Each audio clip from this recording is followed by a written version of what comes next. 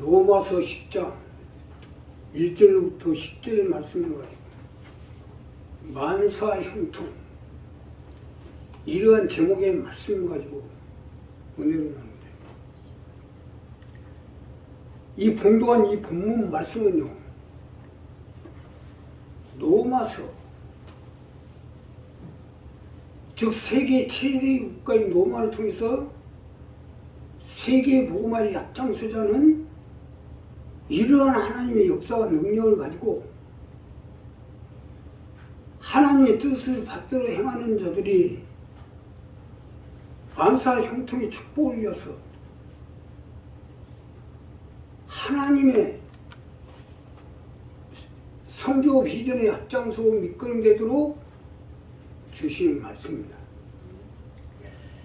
지금 세상은요, 어려운 시대입니다.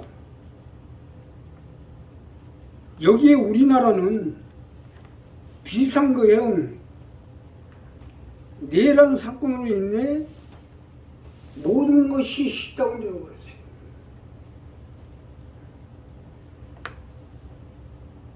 자, 정치, 경제, 사회 모든 분야에 있어 완전히 지금 내리막길을 치고 있습니다. 자, 환율이 어제만 해도 1450대입니다. 또한 세계 국제 10대 그룹에 있는 삼성그룹, 롯데 할 것 없이 지금 일이 없어요. 일이.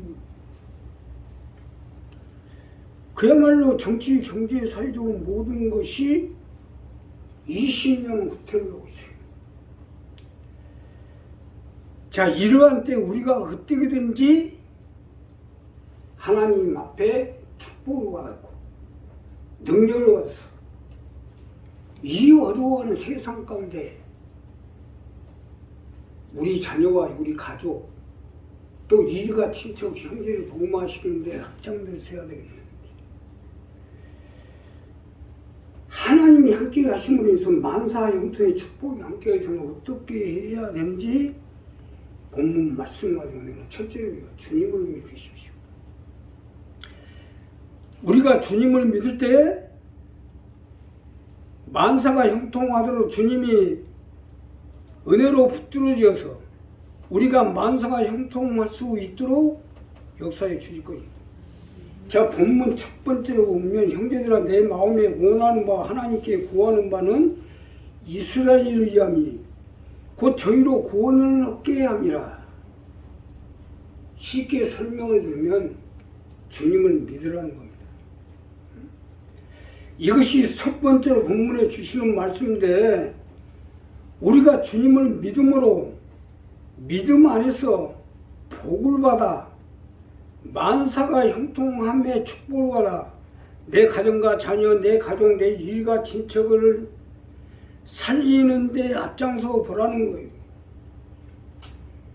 로마서는요, 사도 바울이 로마에 있는 교인들에게 하나님의 주시는 말씀을 전한 메시지로, 오늘 첫 번째로 주시는 복음은 로마에 있는 성도들에게 하나님의 아들인 예수 그리스도께서 너희와 함께하며 삶의 문제, 물질의 문제, 건강 문제, 자녀의 문제를 해결해 줄 테니까 주님을 믿고 두려워 말고 걱정하지 말라는 겁니다. 당시 로마는요, 도미티아누스 황제가 통치했으며 그는 기독교를 가장 악독하고 처절하게 핍박을 했습니다. 이러한 시대에 예수가 하나님의 아들이시고 예수 그렇게 너희와 함께하며 모든 문제를 붙들어 줄 테니까 염려하지 말고 걱정하지 말고, 예수님이 하나님의 아들이요 메시아요 우리를, 우리 자녀를, 우리 가족을, 우리 일가 친척 형제를 구하여 주시고 붙들어 주신 것이 이것을 믿으라는 거예요. 자, 예수님이야말로 하나님의 아들이요 천지 만물의 주권자가 되고 창조주의 아들이라는 사실을 전파하고 로마 시민들을 설득하기 위해서 예수를 믿게 한다는 것이 어디 쉬운 일이겠어요? 요즘 세상도 마찬가지고 우리가 정말로 예수 그리스도가 하나님의 아들이요 메시아가 된다는 사실을 전파한다는 것이 쉽지가 않아요. 오늘 본문 첫 번째 말씀은 이 말씀입니다. 우리도 마찬가지로 지금 시대가 얼마나 힘든 시대입니까? 자, 세상을 살리기도 힘든데 나라까지 시끄러우니 어디 이게 살겠어요? 이러한 속에서 우리가 살아남아서 내 가족, 내 일가, 친척, 형제, 내 자녀를 세상 가운데 건져서 구원시킨다는 게 얼마나 힘든 일이겠어요. 그러나 주님을 믿고 밀고 나가라는 거예요. 주님이 만사가 형통하도록 함께해 주시고 도와주시고 역사해 줄 테니까 사실 맞는 것이 도저히 불가능해 보이던 로마가 결국 기독교 앞에 굴복하고 아우구스티누스 황제를 통해서 로마가 기독교 국가로 선포했잖아요. 여기서 중요한 것은 주님을 믿으라는 거예요. 내 삶, 내 자녀, 내 가족의 문제를 주님이 붙잡아 둘 테니까 주님을 믿으라는 거예요. 자, 요즘 교회들이 힘든 것은 성도들을 구원을 전제로 하지 않고 교회를 전제로 목회를 하니까 성도들이 힘들어하는 거예요. 교회가 목적이 아니에요. 구원하는 것이 목적이지. 그러니까 교회를 다닌다고 다 구원받는 거 아니에요. 구원을 목적으로 교회도 다니고 구원을 목적으로 다녀요. 그래서 주님을 믿어요. 주님은 우리를 구원하고 살리고 건져서 영생을 해서 천국에 가서 주와 함께 영원히 살게 하는 거, 이건 목적입니다. 근데 교회가 목적이 되면요 세상과 타협하지 않을 수 없어요. 요즘 많은 교회들이 세상과 타협을 해요. 예. 지금 예수를 목적으로 구원을 목적으로 하다 보면 교회들이 점점 세상과 멀어지니까 세상과 타협해가지고 구원보다는 교회 부흥의 목적을 두고 어떻게든 교회가 유지를 하고 보존하는 데 목적을 두고 있어요. 그러니까 힘들어지고 있죠. 여기서 로마를 통해서 주시는 말씀은 우리를 구원하기 위해서 나를 살리고 건지고 살리고자 하는 그 주님을 믿으라는 거예요. 이 부분을 분명히 해야 됩니다. 이 부분을 분명히 해야 주님이 우리를 붙들어 주시고 함께 해 주시고 은혜를 베풀어 주시게 돼 있어요. 주님을 믿으라는 것은 이것을 믿으라는 거예요. 주님만이 우리를 건질 자요, 살릴 자요, 구원할 자요, 함께 할 자라는 겁니다. 아니, 세상에 아무리 세상이 어두워졌다지만 전진법사가 뭡니까? 또 천국은 뭐고? 또 명박사는 뭐예요? 이게 우리가 사는 거예요. 아니 뭐 정치하는 사람들은 세상의 목적을 가지고 정치하는 사람들은 그런다고 하지만 지금 모든 교회들이 여기에 휘말려가지고 어느 비상계엄을 옹호하는 데모들을 하고 있어요. 교회들이 이랬어야 되겠냐 이거예요. 아니 전진법사 우리 영혼을 살려요? 오늘 지금 그 만찬상에 촛불 켜놨는데 이건 뭐 전진법사들로 켜는 거 아니에요? 크리스마스니까 켜는 거. 우리 한 사람 한 사람 이 부분 분명히 하세요. 예수님만이 우리를 살릴 자요 건질 자요 우리를 구원할 자지 세상 무속인들이 구원할 자가 아닙니다. 우리 이 부분을 분명히 하려고 할 때 주님이 우리의 삶의 생활의 사업의 건강 가운데 자녀들이 함께 해주셔서 우리가 구원함을 이룰 수 있도록 은혜를 베풀어 주실 것입니다. 두 번째는 하나님의 의를 세우십시오. 우리가 만사가 형통하기 위해서는 하나님의 의를 세우셔야 됩니다. 하나님의 의를 세울 때 만사가 형통할 수 있기 때문에 자 본문 두 번째로 보면 내가 중고한 저희가 하나님께 열심히 지식을 쫓는 것이 아니라 하나님의 의를 모르고 자기 의를 세우려고 힘써 하나님의 의를 복종치 아니하였느니라. 그리스도는 모든 믿는 자의 의를 이루기가 율법은 마침이 되시니라. 자, 쉽게 설명드리면 하나님의 의를 세우라는 거예요. 이것이 두 번째로 주시는 말씀으로 우리가 하나님의 의를 세우면 하나님이 우리 가정과 삶의 생활에 건강에 함께 해주시고 만사가 형통할 수 있도록 은혜를 베풀어 주시겠다는 것입니다. 믿으시면 하면 하나님의 의를 세우셔야 돼요. 하나님의 뜻을 받들어서 하나님이 원하시는 것을 하시라는 거예요. 하나님의 의를 세우라는 것은 이 말씀입니다. 본문에서 하시는 말씀이 이 말씀입니다. 하나님의 의를 세워야 될 거 아니냐는 거예요. 만사 형통은 이 속에 있어요. 국가에서 국가의 미래를 위해 안보는 어떻게, 애교는 어떻게, 또 경제, 사회, 교육 각 분야에 따라서 목표를 설정하고 일을 시행해 나가는데 이러한 국가의 계획에 따라서 일을 하고자 하는 사람들을 국가에 살리는 것은 당연한 일이 아니에요.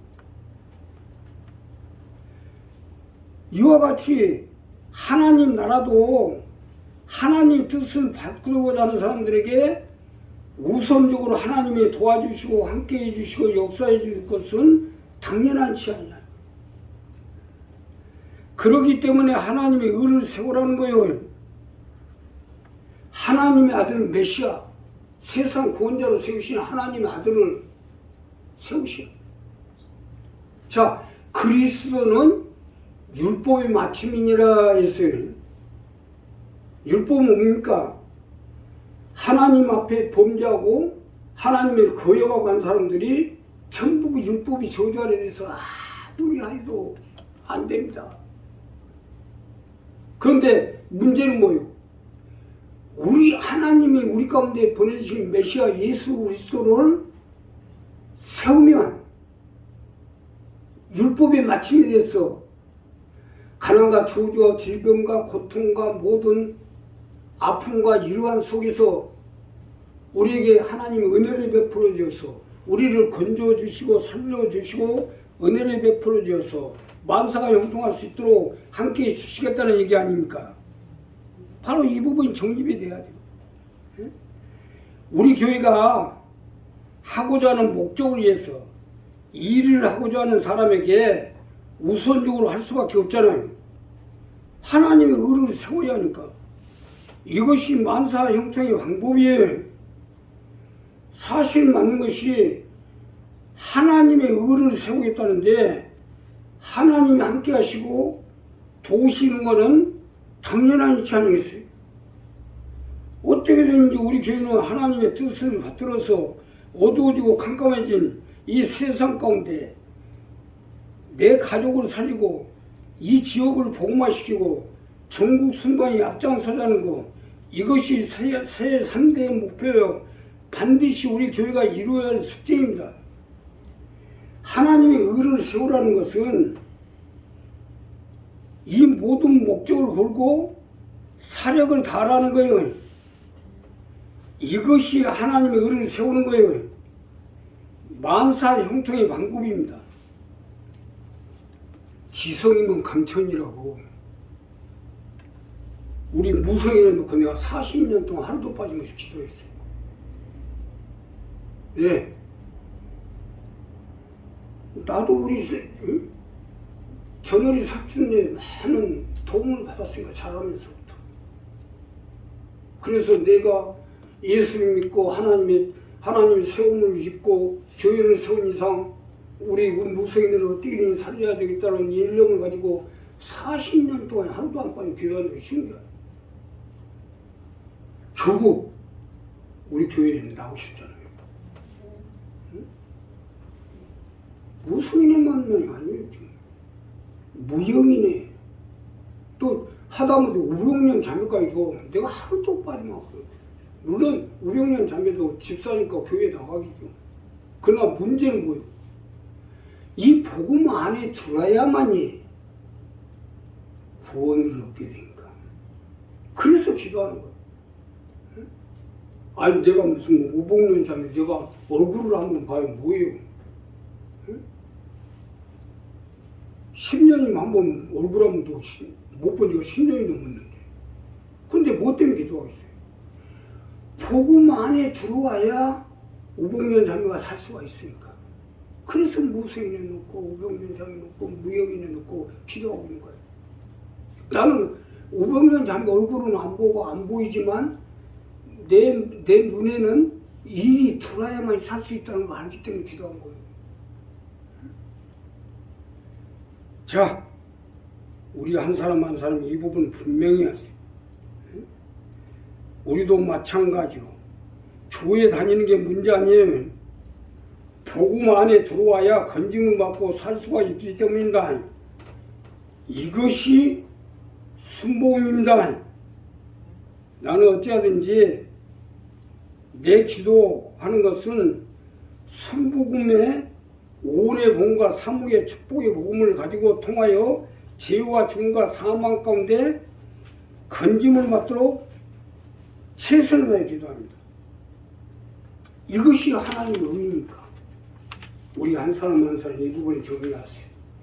정말로 우리가 기도하고 마음에 거짓이 없이 진실로 기도하면 내 자녀가, 내 가족이, 내 일가 친척, 내 이웃이 어떻게 해야 산다는 것이 보이게 돼 있어요.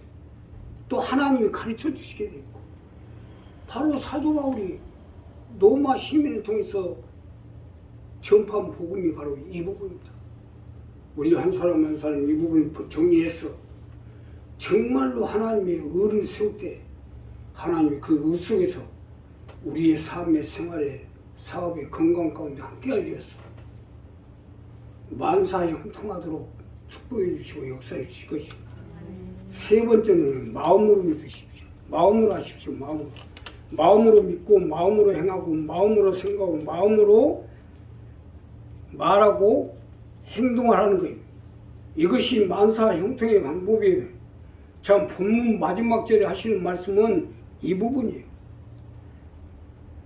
자, 믿음으로 말하면 이같이 말하되 마음에 누가 하늘에 올라갔냐 또는 내려가겠느냐. 자, 말씀이 내게 가까워 내 입에 있으면 내 마음이 있다 해서 그 우리가 전파하는 믿음의 말씀이면 내가 만일 내 입으로 예수를 지진해서 또 하나님 그 그를 죽은 자에게 살리신 것은 내 마음의 믿음은 구원을 얻으니 사람이 마음으로 믿어 의에 이르고 입으로 신하여 구원을 얻느니라. 마음으로 하라는 거예요. 입술로 주여 한다고 천국 가는 게 아니잖아요. 마음으로 주여 해야지. 이건 믿음만이 아니에요.